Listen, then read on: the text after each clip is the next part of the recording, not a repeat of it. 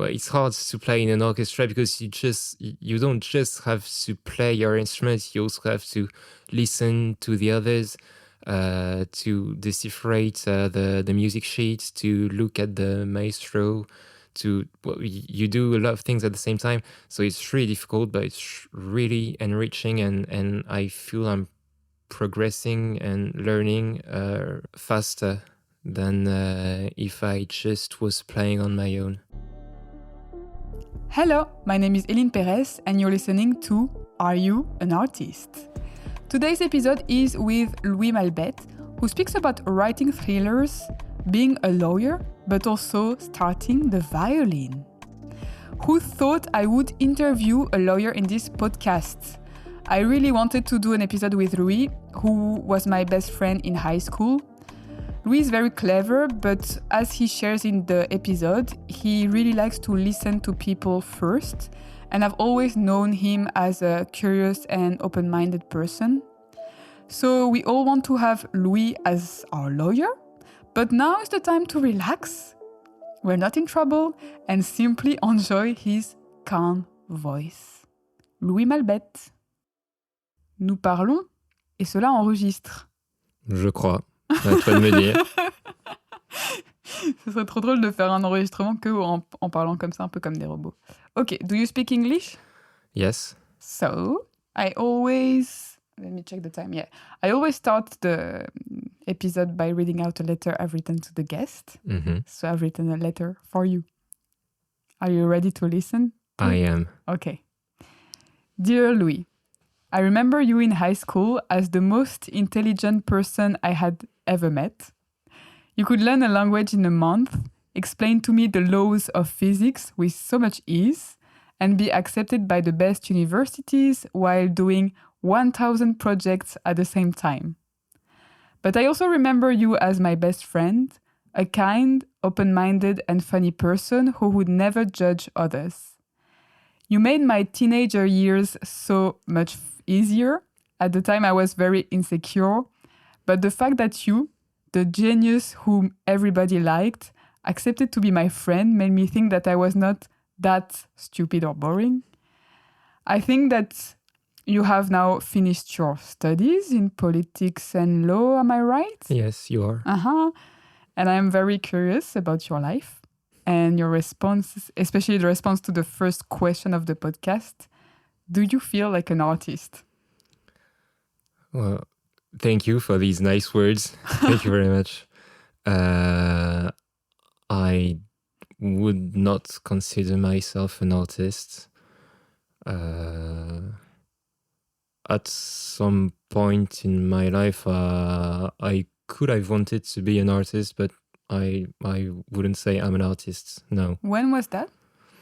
I don't know. For instance, if you asked me this question like 15 years ago when I was 10, 11 or so, I think I would have replied, well, I want to write novels, I want to be an author and publish books. I didn't know that. And then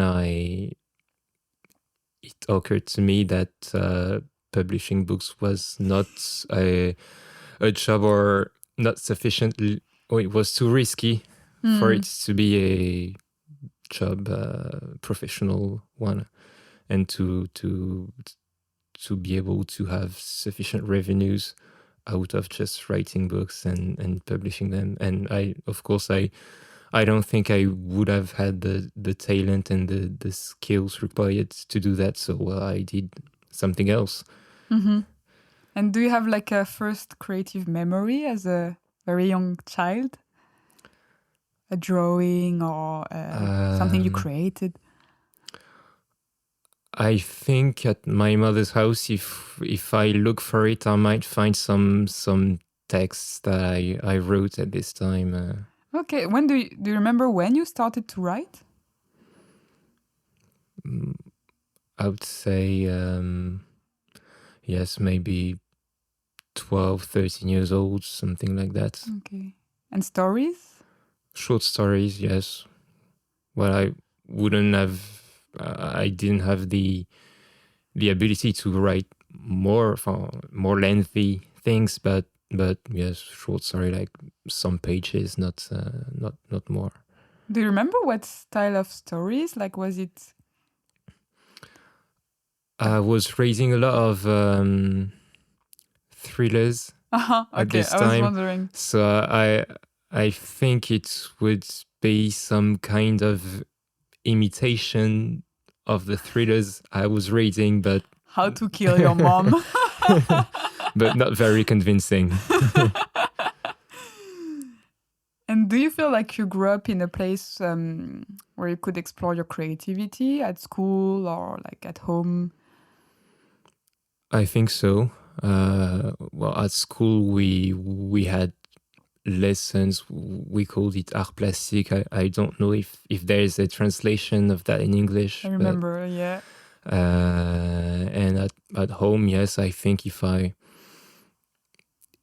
I had any artistic desire or if I wanted to play an instrument, I think my mom would have tried her best to allow me to do it. You did play the guitar a bit, no? Yes. Okay.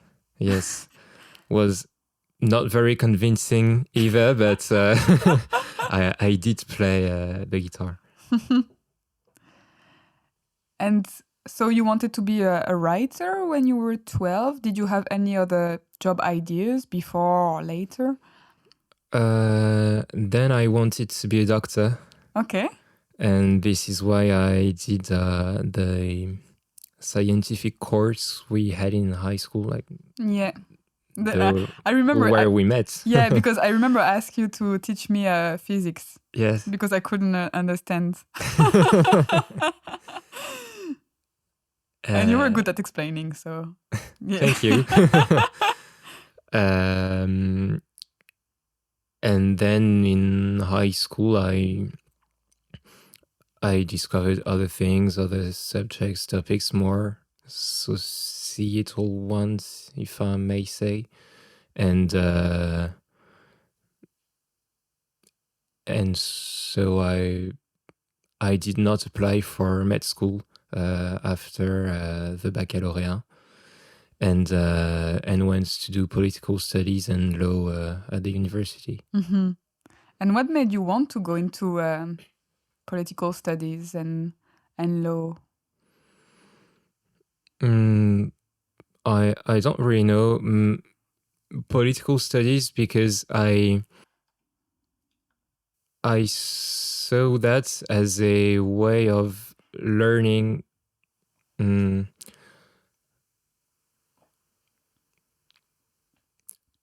don't know how to explain, but politics is not something in itself, but rather, I think, something that everyone can see in its everyday life. Like it's very tangible in a way. Yes, like how neighborhoods are organized. Do we allow these type of things to be subsidized or not? How do we which orientation do we want to give the economy? Things like that. And it was a way for me to learn about economics, about law, about history, about international relations, all at the same time. So it seemed very interesting to me in that way. And still you wanted to do law at the same time? Yes. Which was, it must have been very time consuming, no? Yes. I can confirm that. I did not have...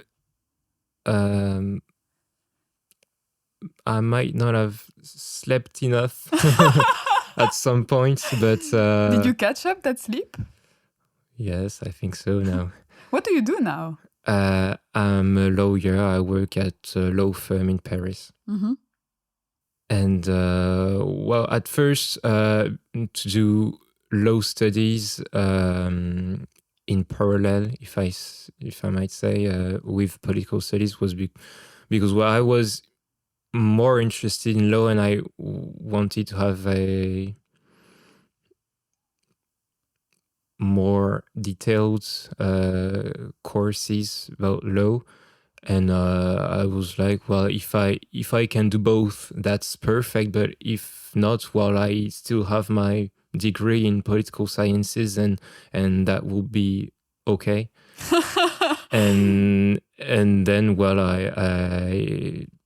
I managed to kind of do both. And it was not easy, but still, so I continued doing both political studies and law for my first 4 years at the university. Mm-hmm.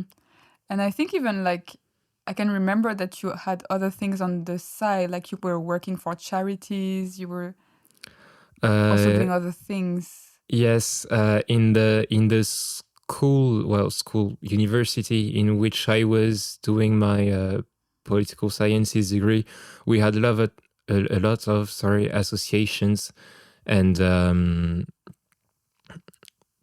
so yes, we had plenty of choice to do things in our spare time, associative things, whether it be charities, or even artistic things like dance, bands, or things like that. Did you do some of these? I can't remember. I did dance a bit, but it was tap dancing. Okay. For 1 year. I remember I liked going out with you or doing the party thing that you do when you are 18 because you were dancing. And I think a lot of boys didn't want to dance, especially in Poitiers. I remember that. And like you were so funny to dance with. So that's yeah. And do you feel like you can explore your creativity like when you at your work? When you need to find solutions, when you need to... Yes, I'd say yes in a way, because the main part of my job is to write things. It can be I'm writing to a judge to expose the reasons why I think my client is right, or even I write to my client to expose to him how he should do such project he talks me about, legally speaking. But this exploration of it's always a bit standardized, because when you write to a judge, of course you're not free to put it hey Jude the way you would want, but in the way we present things, or in the way we develop things, or in the way we don't say other things, maybe this is some kind of creativity or some kind of space that we can have to each one add a personal touch to what we write. Mm-hmm. And how do ideas come to you? Still in the professional context, or in life, like when you want to do something? I don't know. In life, maybe it can be because I read something I found interesting, or I heard a podcast, I listened to a podcast, or I'm just in my shower thinking, oh, I should do that. But yes, I don't really know. I don't know if there's a pattern associated with that. Mm-hmm. And do you feel like you're looking for answers or questions in your life, in what you're doing, in your jobs? I feel I'm looking for answers, professionally speaking, of course, because it's my job to give literally answers to my clients, I but found something, but it's a question. but also I would say in my personal life, because we always have a lot of questions and not sometimes a lot of answers to each and every one of them. But I also think that's to find the answers. The first and most important step is to be able to write down precisely and to be sure of what we're looking for, to have a precise question, because otherwise, well, you can search for answers, but you won't be able to find something very, very precise. And what is your favorite part of any process that you go through? It can be your studies, or it can be a project, or is it the very beginning? Is it when you're in the middle of it, or when it's done?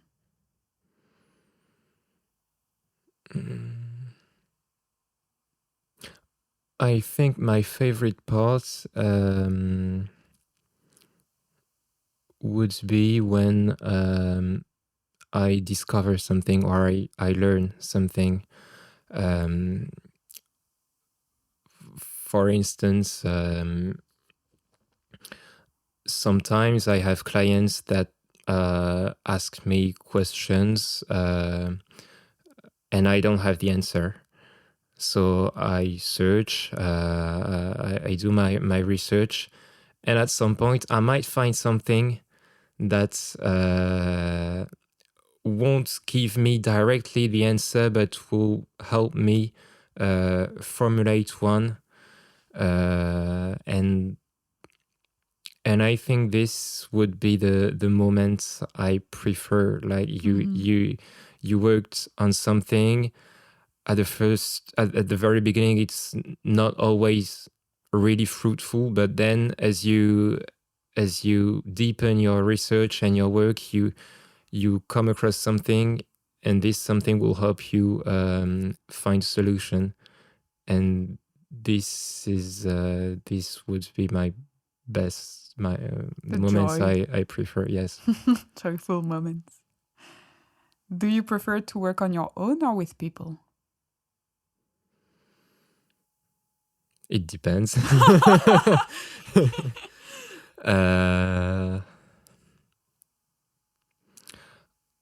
I'm comfortable working on my own, but I think working with people is always more enriching, because you can exchange point of views, or you can maybe some other people can have an expertise that I do not have at all. So in this way, well, I'm good doing my job or on my own, but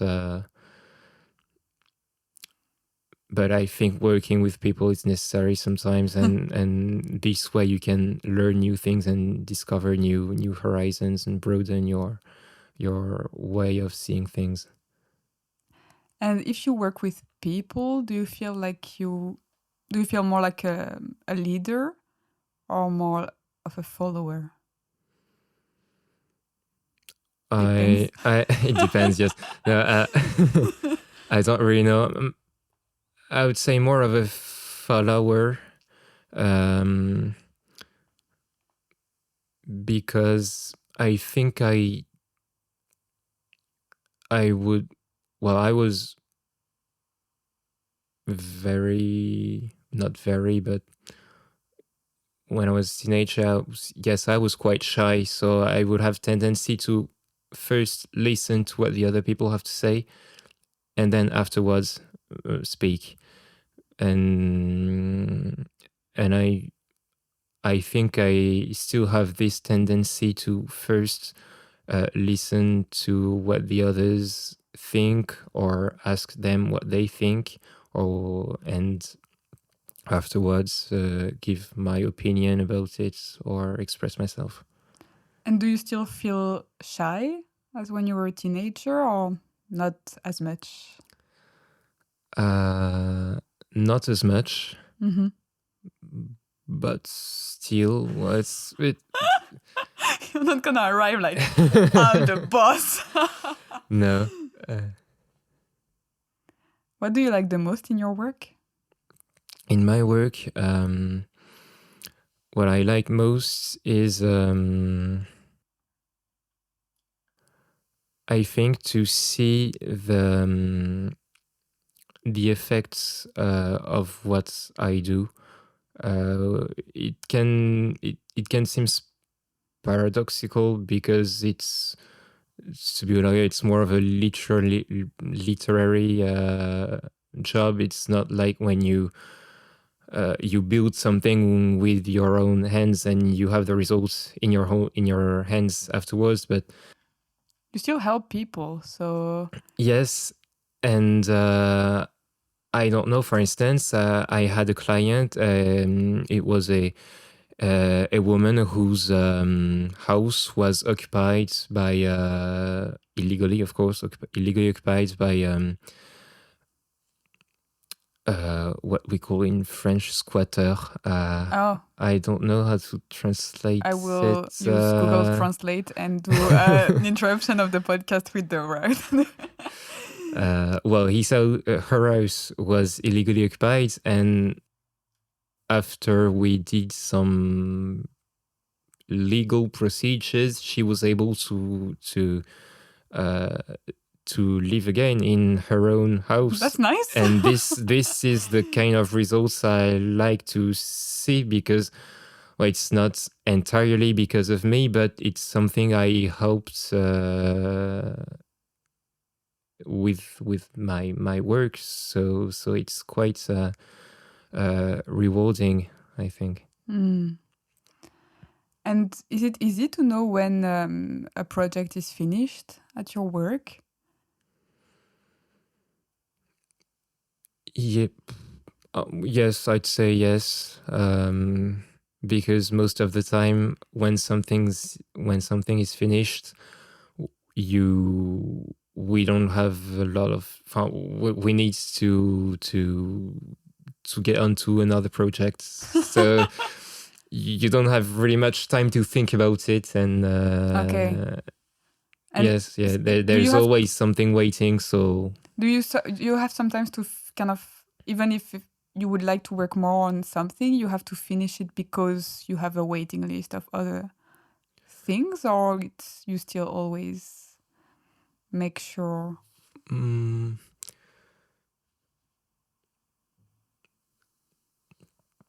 Of course, we have deadlines and other constraints, but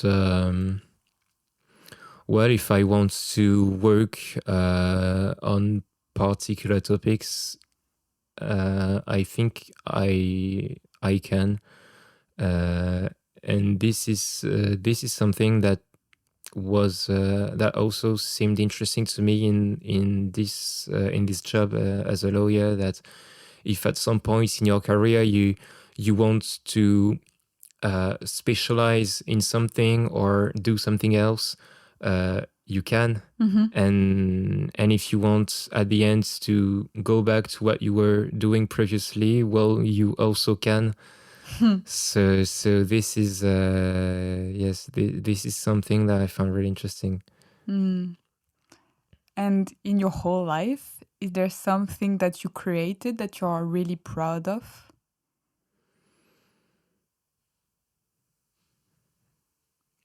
That I created? I don't know.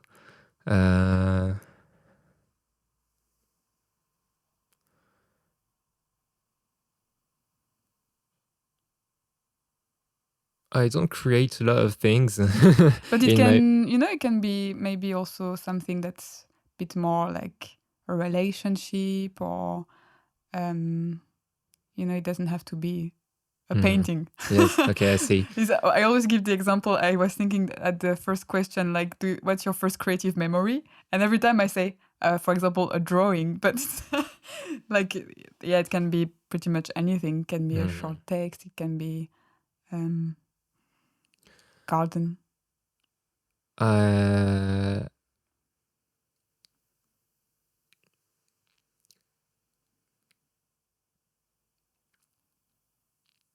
The question was something I created. I'm proud proud of. Yes.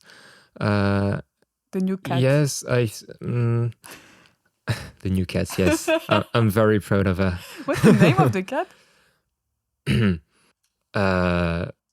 She's totally white and always overexcited. So her name is Cocaine. Oh, no way!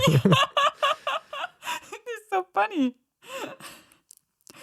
But something I created, I'd say some years ago, like 2 or 3 years ago, I think, I came across an announcement or a post on the web from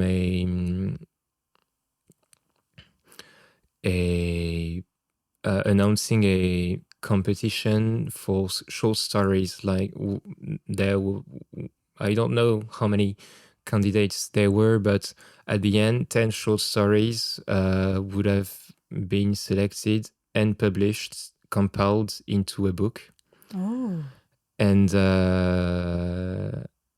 mine was indeed published at the end. I didn't know that. So it's not something really long or something really extraordinary, but still something I'm proud of. What is it about? If you want to... There was a theme, okay. which was in French, Et le masque tombe. And in English, I'd say... and then... It's so difficult to translate. And then the mask was removed or let go. I don't really know. But there was this theme. What's interesting is that the 10 short stories did not.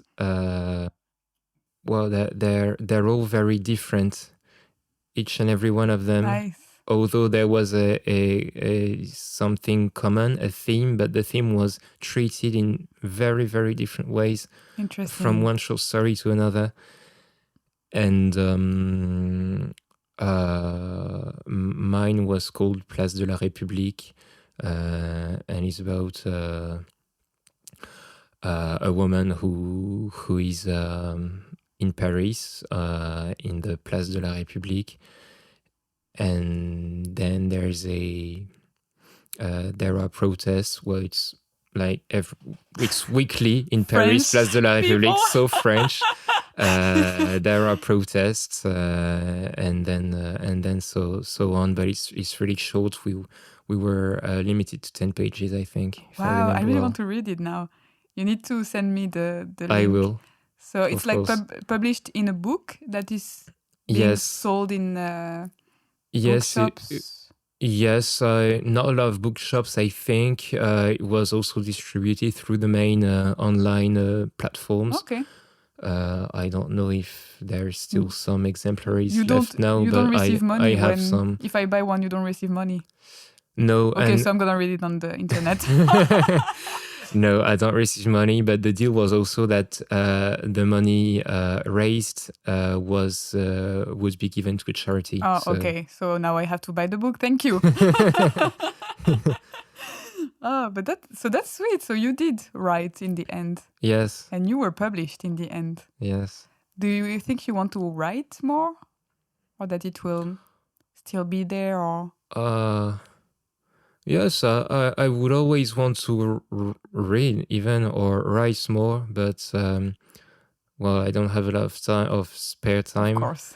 And well, about writing, I still don't think I would have the skills and what it takes to really write serious, if I say, things like novels, for instance. Yeah, it's long. So which is the most creative place, you think? Is it Brussels or Paris? I think it's Brussels. Okay. Yes, Why?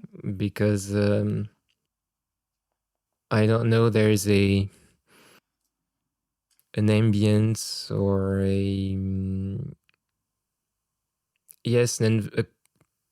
an environment that's so cosmopolite that there are a lot of exchanges between people, and this is something I did not find or I don't think well you obviously you can be creative in Paris but I don't know the city. The Parisians are less open-minded. I think I found they're mean. not mean, but yes, I think they're mean. I'm like, you're so mean. well, some people maybe. Yeah. I'm a nice person. Don't hurt me, please. And what type of artwork interests you most? Literature, for instance. I like to read books. Do you still read more like thrillers or any sort of? No, I don't read thrillers anymore. Oh, you don't? Or a lot less. Okay. Just when you were 12. Yes. You were like, 12 to 15. maybe and I then should become a that criminal. was it. And then you were like, no, I'm actually not. Yes. Well, I like music also. I tried to play the violin.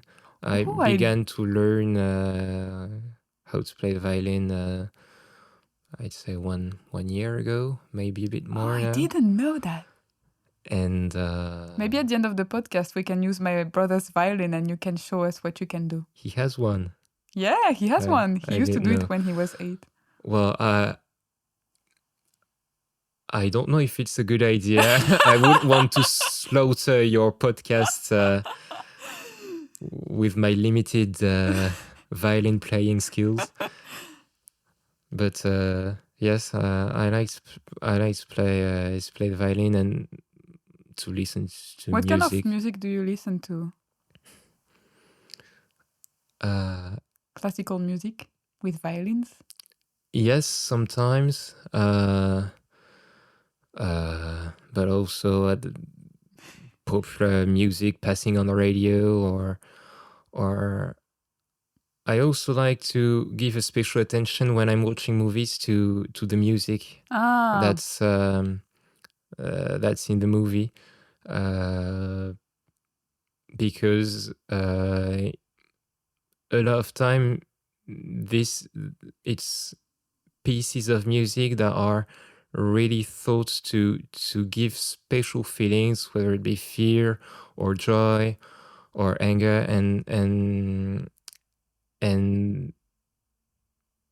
they are really composed in a way that's interesting, but that's especially meant to give a special feeling to the spectator. Mm-hmm. And as a human being on the planet, yes. What is your strength? My strength? I don't really know. I try to be open-minded and always listen to what the other people have to say. But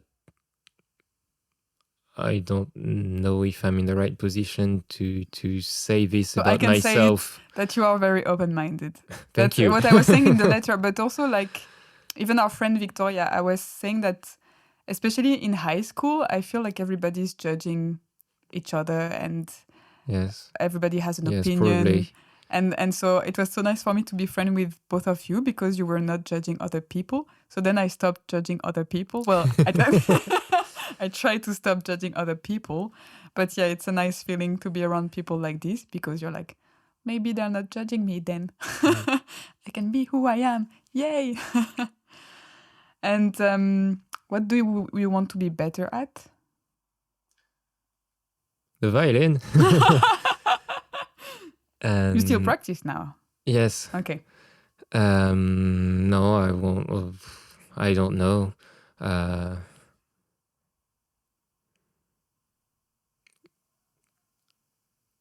We always have ways of improving ourselves. I don't know, in our relationships, in the way we work, in the way we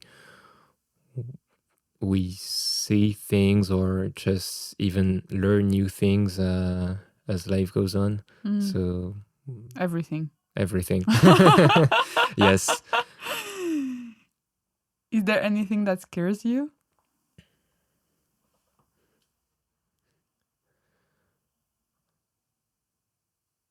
Yes, when my cat wakes me up at 2 a.m. in the middle of the night. That scares you? Yes. But no, more seriously. Yes, it's because it's cocaine Yes. waking you up.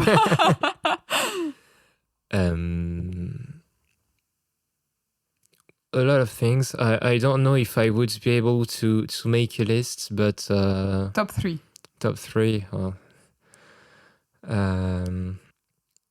I was going to say there's always sources of stress in the life. Noise and stuff like this, or Noise? yeah, like, or is it more? No, I was thinking Thinking about anxiety. about no, just Death. at work, for instance, or when you're in a relationship and everything doesn't go really well, or things like that. So there are things that scare me, but it depends. Yeah. Okay, that's not a top 3, but Nope. I'm disappointed, but hey. What's your strongest desire in life? Strongest desire.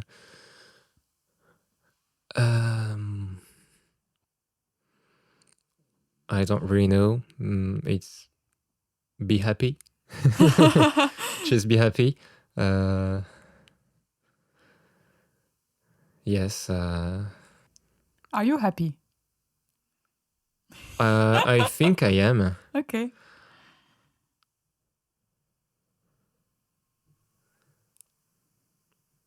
Do you want to be liked or approved, and by who?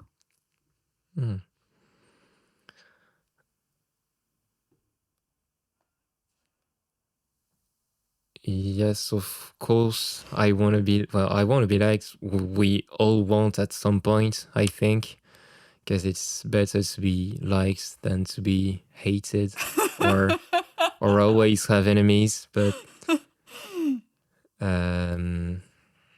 so I would say yes.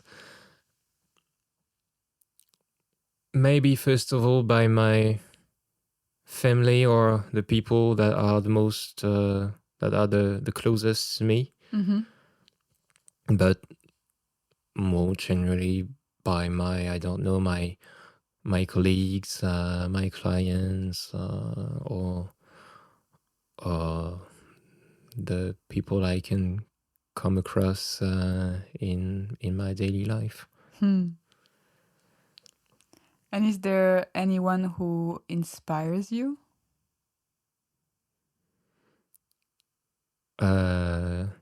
Yes, of course.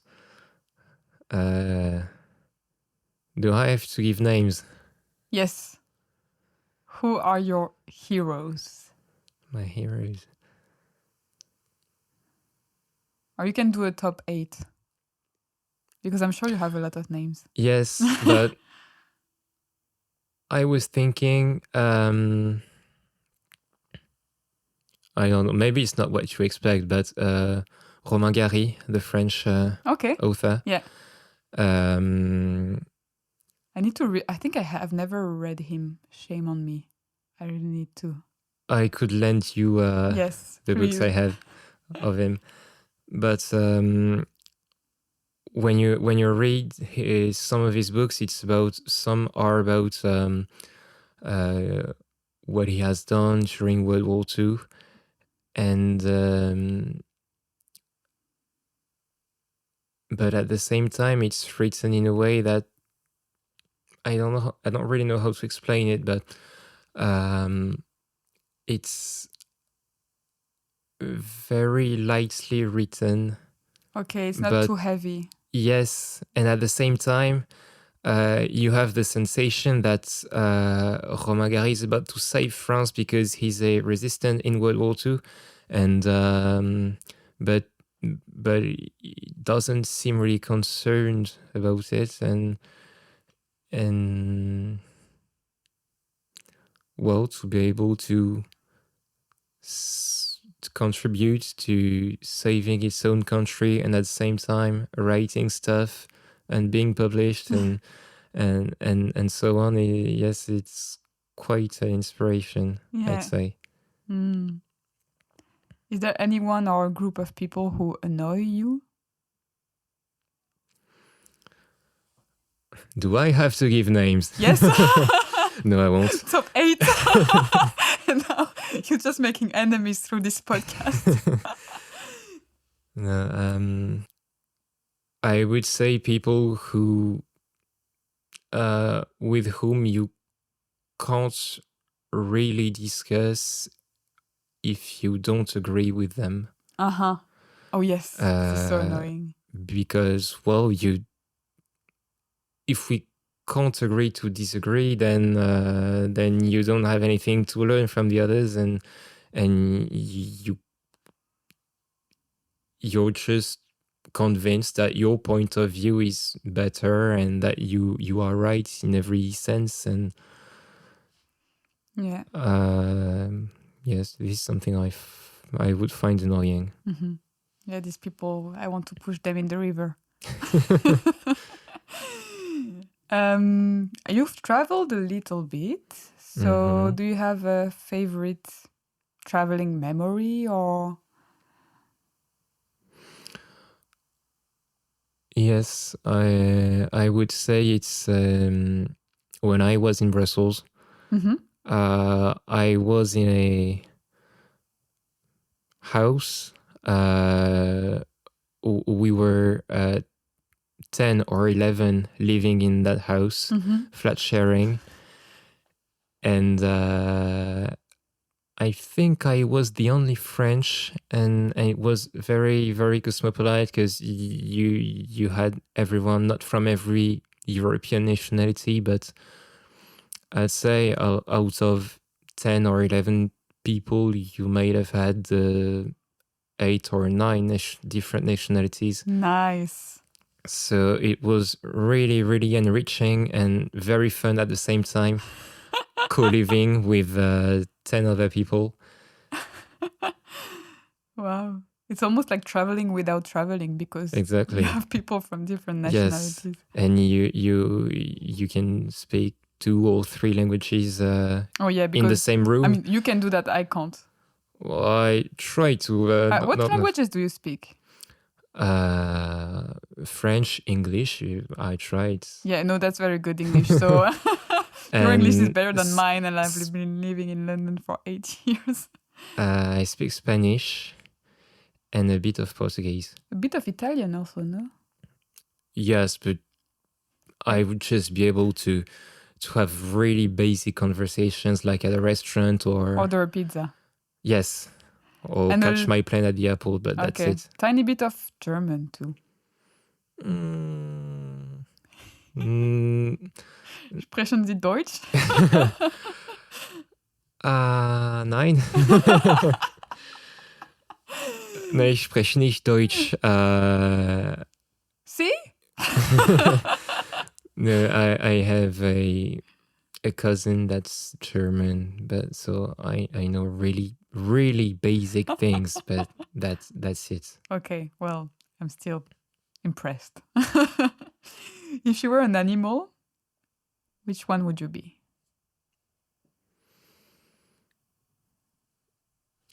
I don't really know. Well, I know. I think I would like being a cat. Okay. Like you don't do anything your day. You just sleep and eat and sleep and eat again, and then play sometime. And that's a very happy way of living. That is funny. Because you've studied so much and worked so much, and now you want to be a cat. Maybe that's because you worked so much. Maybe. I don't know. What's your favorite color? Blue? Light or dark blue? I'd say light blue. Okay. Like sky blue. Oh, like summer. Yes, exactly. What makes you happy? Cocaine? The cats, not the substance. I don't know. Yes, my cat, my relationship, seeing friends, learning and discovering new things also. Mm-hmm. That's not very precise. That's good. Okay. And do you feel like you know yourself very well?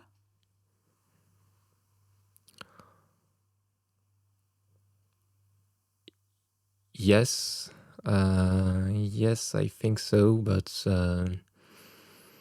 well, you can always be surprised from time to time. And if you could meet the 15 years old Louis, would you say something? Yes, I think I tell myself always dare to do things, like things that scare you or you hesitate about doing. Then, well, just dare and don't fear the consequences, because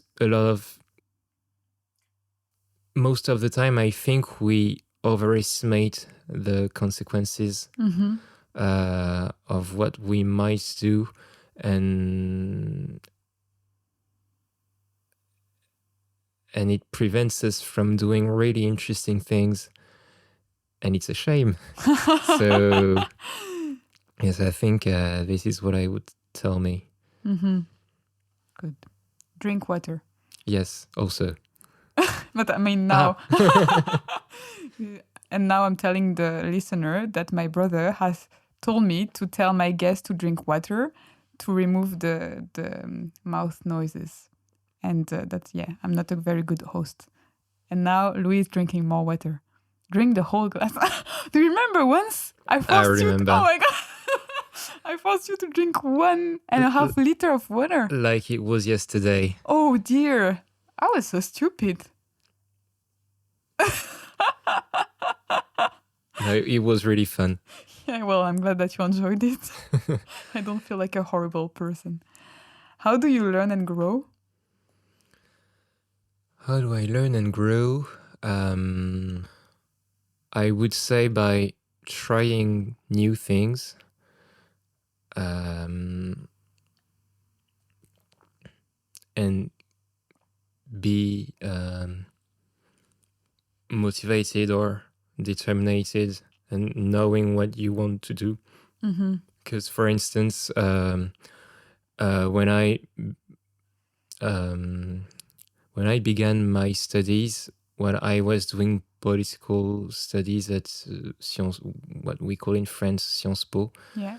and at the same time I wanted to do law studies at the university. But everyone at this time was telling me, no, but you already have a degree, courses in political sciences, and you won't be able to do both. And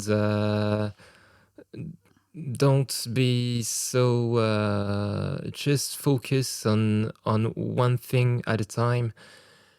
And then when I did both, and if I didn't do both at this time, I wouldn't be a lawyer today. I would have a completely different life, or at least job. Yeah.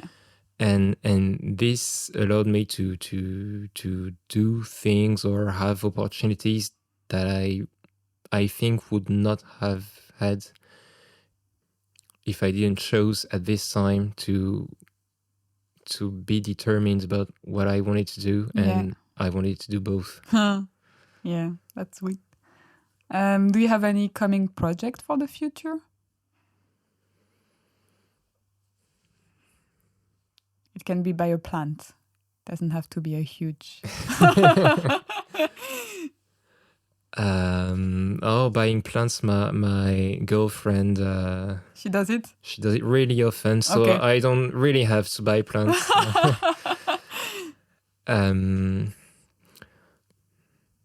No, yes. I don't really know.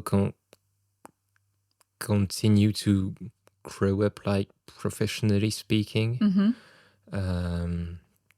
And That's good. yes, be happy. And is there anything new you would like to learn to do? Well, violin is kind of new. Yes. Yes. And this could also be counted as a project, maybe. Oh! But like It would continue be so to. funny that if you go into a group, a band. I am. You are? I play in a. It's a. How should I say, an amateur orchestra. Wow! And You really do 1,000 things at the same time. It's incredible. Yeah, but at this time, it's I'm really lucky because I found an orchestra in which we have a lot of different levels among the players. So Yeah. there are people that have 10, 15 years of playing the music, Mm-hmm. and other people like me. And it's really well, it's hard to play in an orchestra because you don't just have to play your instrument, you also have to listen to the others, to decipherate the music sheet, to look at the maestro, you do a lot of things at the same time. So it's really difficult, but it's really enriching, and I feel I'm progressing and learning really faster than if I just was playing on my own. Yeah, you're being pushed by other people, Yes, I guess. exactly. And, oh, wow. Wow. Do you have a favorite book? From Romain Gary? Yes, well, I was thinking La Promesse de l'Aube from Romain Gary. And do you have a favorite movie? Favorite movie? Oh, yes. I would say Inception. Ah, okay. Because even though I might have watched it like 5 or 6 times, I still discover new things and new tiny details. And it's yes, really, I would say it's my favorite movie. Okay. And do you have a favorite painter? Painter, that's more difficult. Or what kind of paintings are you attracted to?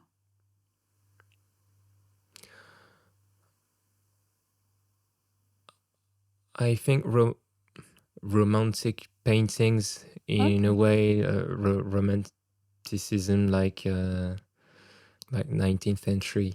Okay. Landscapes, cloudy landscapes, Storms, things like that. I was thinking this piece, the Pandemonium. It's a painting that's all in red, or not all, but okay. And you just have the impression of seeing hell. But it's really and I love it. No, I don't know. But it's really aesthetically beautiful. Okay, wow. And do you remember I had a flashback from high school and all the Baudelaire's poems that we studied in when we were like 17? Yes. And I remember because I hated it then, we had so much of it. And then when I read it again, like 3 years later, I was like, oh, actually now I like it more. Do you have a favorite poet? Poet. Maître Gims. Maître Gims. Well, maybe. Well, it's still romantic. Maybe Baudelaire. Okay. And we studied Baudelaire when we were in high school together, no? Yeah, we Yeah, did. We had yeah. like 15. Might come from this time. Yeah. We were supposed to only have like 5 texts, and we had like 16 poems from Baudelaire, and I then like remember. extracts from Madame Bovary, and oh wow. Yes.